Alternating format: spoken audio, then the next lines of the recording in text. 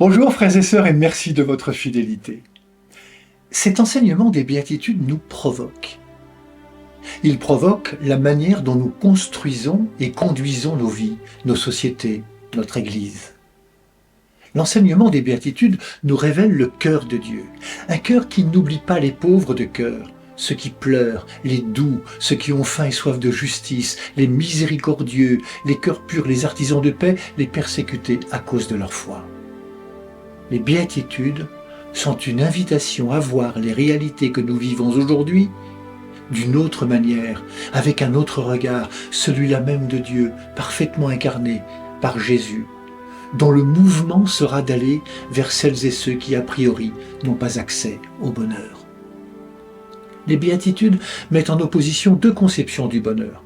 Celle illusoire de croire qu'il est au bout de la richesse matérielle, et l'autre qui réside dans l'accueil de la vie comme une bénédiction de Dieu. Les béatitudes proclament heureux celles et ceux qui ne sont pas comblés au point de ne plus rien attendre, de ne plus rien espérer. Heureux ceux qui ne prétendent pas connaître Dieu par cœur, acceptent de se laisser surprendre par les signes qu'il met dans leur vie. Heureux ceux qui, reconnaissant en eux ce qu'il y a de malade, peuvent voir en Jésus un sauveur. Heureux ceux qui, en écoutant les paraboles de Jésus, s'identifient davantage aux ouvriers de la dernière heure qu'à ceux de la première heure, davantage au fils prodigue qu'à son frère aîné.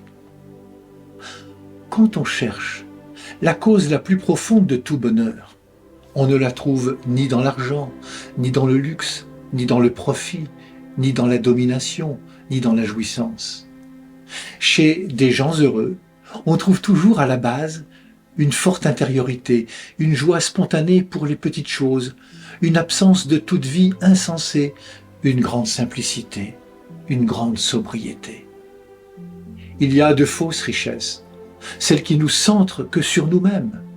On se souvient de la parabole de Jésus relatant l'homme riche incapable de voir à sa porte le pauvre Lazare.